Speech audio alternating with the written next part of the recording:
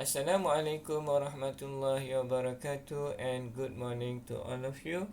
I hope that you are fine. And then during this COVID-19, I think better for us to stay at home and be safe. Okay, today we would like to do a summary video.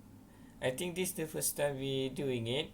So this time we will like to summarize a technique or theorem that we have learned in finding inverse Laplace transform. Okay, let's go for the first one, which is linearities properties.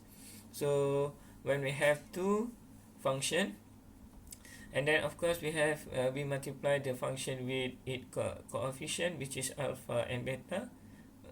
And then when we add these two functions together in S domain, so what will happen in time domain, which is the same thing. So we just need to multiply our ft with alpha and then our gt with beta, where ft is Laplace transform for our fs function, and then gt is inverse Laplace transform for our gs function. This is linearities properties. Okay, the next one, the next technique that we can use is that we have first shift theorem. So if we have function ft and then we multiply with exponent at, and then we will have in S domain, which is shifted by a, where a is referring to this one, okay, which is the function or the power of our exponential, which is referring to the constant over here, and then this a is any real number. Okay, so meaning that if you want to do inverse Laplace transform, so if we have fs minus a, so the inverse Laplace transform will be equal to exponent at multiplied with ft, or we can say that exponent at, which is this is inverse Laplace transform for our fs function. So of course we will need to do modification on the function which is in S domain, so that we can have a shifted function, okay, by a in this case, so that we can do, or we can use this first shift theorem. Okay, so the third technique that we use is that, okay, so we have fixed up the function of S. First is by multiplying and dividing by an appropriate constant. If you can still remember, for example, if for this case, if we have a 1 over 2s plus 1, for example, so now we have 2s. So we want to remove this 2s. What we can do is that we multiply the numerator and denominator with 1.5. So in this case, we multiply with 1.5, and then this one is we multiply with 1.5, and then this will be equal to, okay, half 1.5 divided by s plus half. So this is mean by multiplying and dividing by an appropriate constant. Okay, so we will have a single s, which is the coefficient is equal to 1. So we can remove any coefficient that not equal to 1 by multiplying and dividing by an appropriate constant. Okay, by having this, we can use our table of Laplace transform to find our inverse Laplace transform. Okay, the next one is that we have the method of completing square. Okay, so if you can still remember, okay, this technique is that we want to factorize our quadratic equation, so that we can have like we can factor it, but before we can do that, we need to do this method of completing square. Okay, for example, so we have s squared plus 4s, so we need to do we need to complete this so that we can do the factorize it, which is this one. what we can do is that we want to have like s squared plus 4s, and then to complete this square we need to add, for example this one we need to add 2 squared.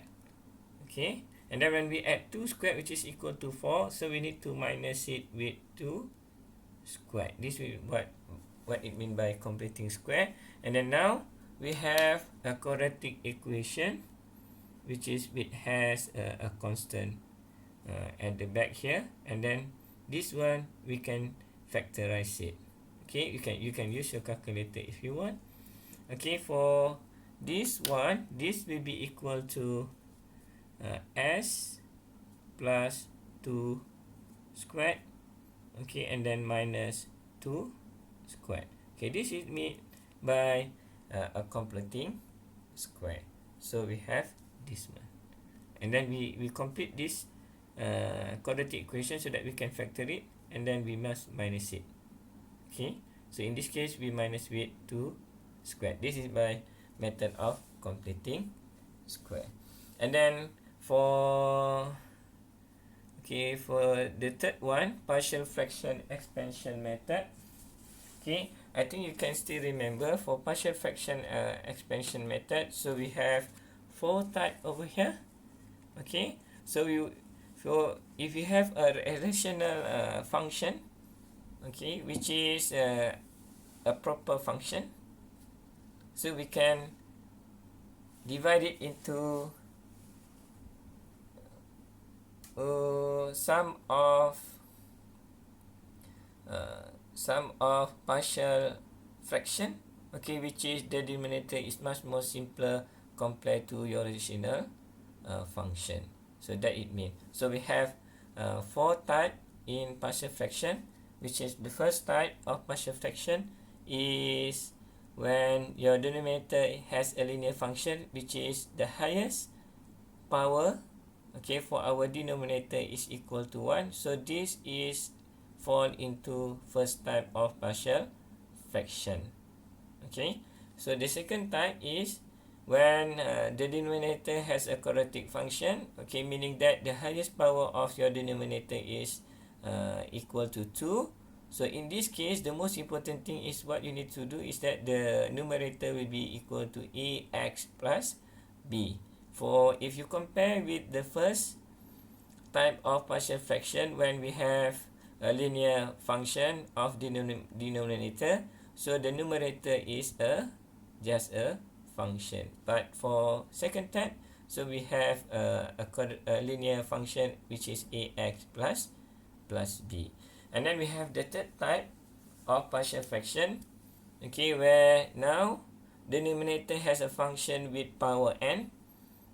So in this case we have x squared, which is n equal to 2, and then also the same thing over here, we have s squared plus 1 equal to 2. But now we have, for this one, we have the first type of a partial fraction with linear function. So what we will have is that we need to repeat, because this one is third type, so you have x and s squared. Since this is a linear function, so we must have a constant numerator which is a and b.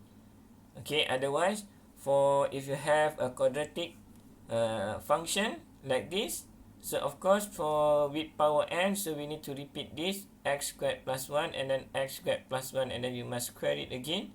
And then the numerator, because this is a quadratic function, your numerator must be a linear function, which is cx plus d and then ex plus f.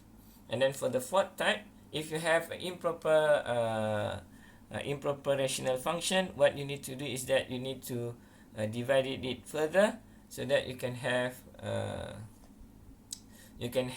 at the end with a proper function, where for improper function, your highest power of numerator compared to denominator is equal or more. So for proper function, so your numerator power must be lower than your denominator power, which is we referring to the highest power, okay, for numerator and denominator. So we compare that value. So this is a partial fraction, and then after that when we divide it into partial fraction of a partial function, and then after that it's much more simpler to do inverse Laplace transform. Okay, this is the third type, the third which is this one, the third one. And then we have for number 4, which is transform of integral. Okay, so for this technique, okay, or theorem, so if we have Laplace transform for ft is equal to fs, then if we have inverse Laplace transform for fs divided by s, this will be equal to integration 0 to t f tau d tau. So what it means is that if we have function, okay, which is in S domain, a function in S domain, and then we divide it by S. So what will happen in time domain, which is we need to integrate the function. Okay, so this what it mean by these properties. Okay, so the last one is that number 5. So we have convolution theorem. So this one is that we have inverse Laplace transform fs multiplied with gs. This will be equal to integration of fu gtu du, and then we have gu ftu du. Okay, for this one. Okay, so what it means is that if you multiply your two function in S domain, which is in this case we have fs and gs, so we will use convolution theorem. Okay, if you still remember, okay, this one. Okay, we will use convolution theorem. When you have multiplied this, the inverse Laplace transform is equal to this one, 0t fu gtu du. So we need to integrate this to get our function. Okay, and then or we can use this one, 0 to t gu f tu. So we have 5-step procedures in convolution theorem to find inverse Laplace transform. Okay, I think you can remember this. Okay, right, and then you must follow this step by step. Okay, so that you can get, or you can find your inverse Laplace transform for any function in S domain. Okay, so that's all. So we have actually for technique and theorem in finding inverse Laplace transform, so we have 5 technique or theorem. So we can use this technique or theorem to find our inverse Laplace transform. Okay, alright, thank you for watching, and then see you again in the next video, and bye.